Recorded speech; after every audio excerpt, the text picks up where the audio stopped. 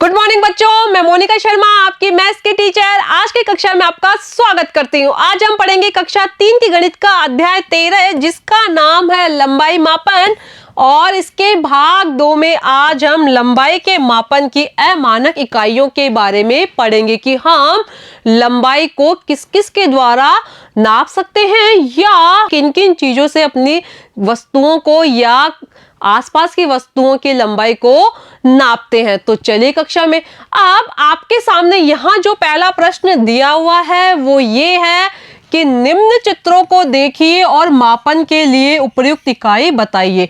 कि आपके सामने कुछ चित्र दिए हुए हैं, उन चित्रों को आपको देखना है और आपको ये बताना है कि हम उन जो वस्तुएं इन चित्रों में दी गई है उन्हें हम किसके द्वारा नाप सकते हैं। और ये सभी आपको केवल उन्हीं इकाइयों के बारे में बताना है जो लंबाई के मापन की अमानक इकाइयां हैं या जिन इकाइयों का हम दैनिक जीवन में प्रयोग करते हैं। ठीक है, तो जब हमने यहाँ पहला चित्र देखा वो था बिस्किट के पैकेट का और हमसे यहाँ पूछा गया है कि बिस्किट के पैकेट की लंबाई को हम किससे नाप सकते हैं। तो अब आपको ये बताना है कि हम बिस्किट के पैकेट की लंबाई को किससे नाप सकते हैं।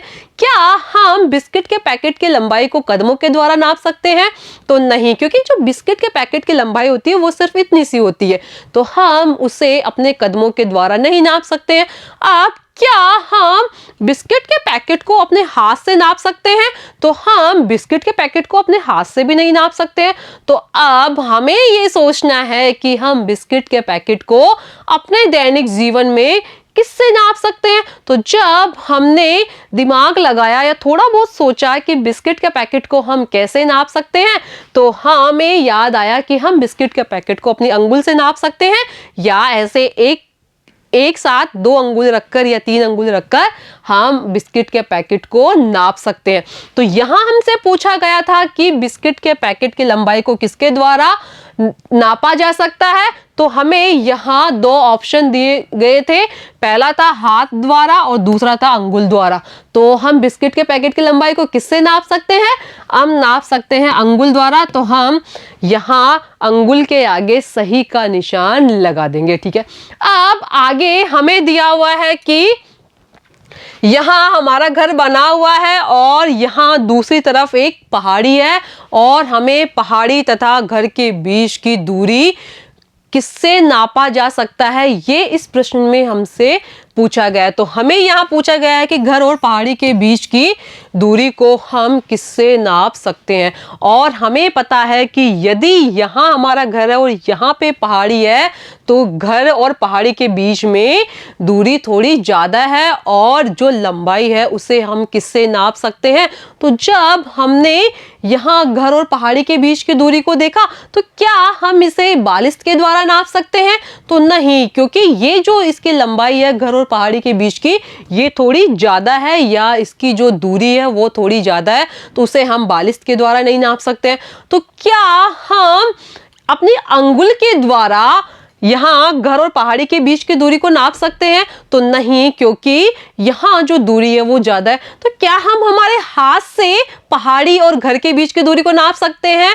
नहीं। तो अब हमें ये सोचना है कि हम घर और पहाड़ी के बीच की दूरी को किससे नाप सकते हैं।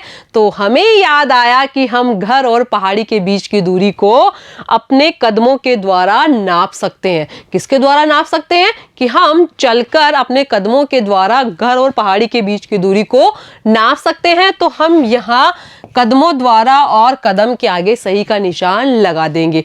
और हमें इस प्रश्न में पूछा गया था कि घर और पहाड़ी के बीच की दूरी को हम किससे नाप सकते हैं, तो हमने यहाँ बताया कदमों के द्वारा हम घर और पहाड़ी के बीच की दूरी को नाप सकते हैं।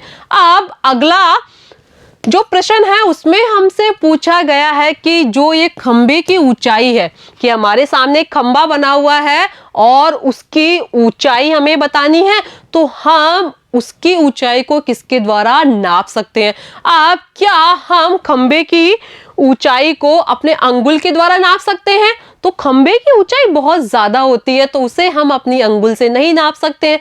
अब फिर हमने सोचा कि क्या हम खंबे की जो ऊंचाई है उसे अपनी बालिश्त से नाप सकते हैं?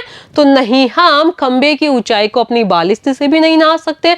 तो अब खंबे की ऊंचाई को मापने के लिए हमें किसका सहारा लेना होगा? तो जब हमने हमारे आसपास की चीजें देखी कि ऐसी कौन सी चीज है जिससे हम खंबे की ऊंचाई को नाप सकते हैं, तो हमारे दिमाग में आया कि शायद हम डंडे के द्वारा या लकड़ी के द्वारा खंबे की ऊंचाई को नाप सकते हैं। तो हम यहाँ डंडे द्वारा खंबे की ऊंचाई को नाप सकते हैं। तो यहाँ हम डंडे द्वारा के आगे और इस डंडे के आगे सही का निशान लगा देंगे। ठीक है, अब जब हम आगे देखते हैं तो यहाँ हमारे सामने एक पेड़ बना हुआ है और हमसे इस प्रश्न में पूछा गया है कि पेड़ के तने की मोटाई। अब आपको इस पेड़ में सबसे पहले तो ये देखना है कि पेड़ का कौन सा जो हिस्सा है उसे हम तना कहते हैं।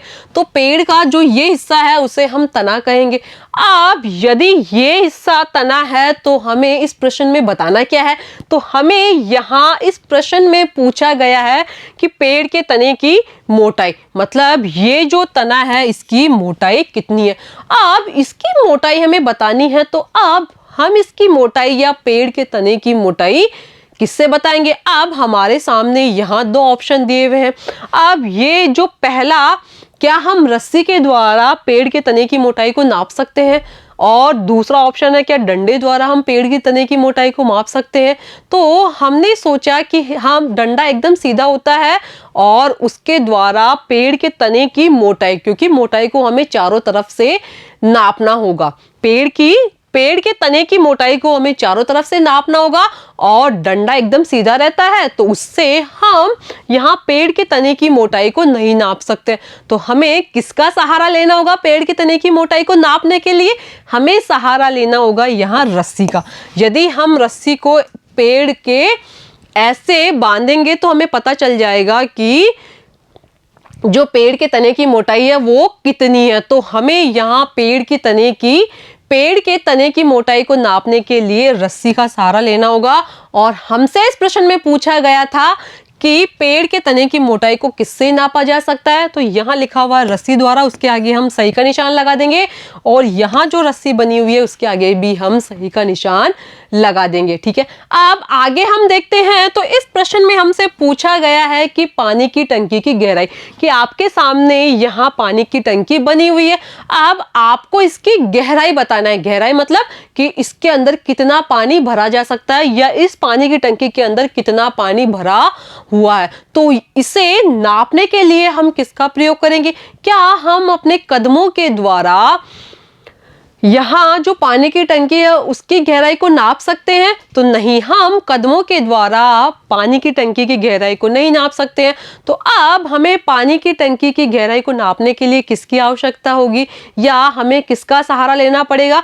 तो हमें यहाँ पे पानी की टंकी की गहराई को नापने के लिए डंडे का सहारा लेना पड़ेगा, कि डंडे को हम उसके अंदर डालकर देख सकते हैं कि एक लंबा डंडा लिया और यदि हमने उसको पानी की टंकी के अंदर डाला तो हमें पता चल जाएगा कि ये जो पानी की टंकी है उसकी गहराई कितनी है, क्योंकि लकड़ी का या डंडे का जितना हिस्सा टंकी के अंदर डूबा हुआ रहेगा उससे हमें पता चल जाएगा कि ये जो पानी की टंकी है उसकी गहराई कितनी है। तो इस प्रश्न में हमसे पूछा गया है कि पानी की टंकी की गहराई को हमें किससे नापना है। तो यहाँ हमारे सामने दो ऑप्शन दिए हुए थे। पहला ऑप्शन था यहाँ डंडे द्वारा, दूसरा ऑप्शन था कदमों द्वारा। तो हमें पता है कि हम कदमों के द्वारा पानी की टंकी की गहराई को नहीं नाप सकते हैं, तो हमें पानी की टंकी की गहराई को नापने के लिए डंडे का सहारा लेना होगा। ठीक है, तो हम यहाँ डंडे द्वारा के आगे सही का निशान लगा देंगे और यहाँ डंडे के आगे भी सही का निशान लगा देंगे।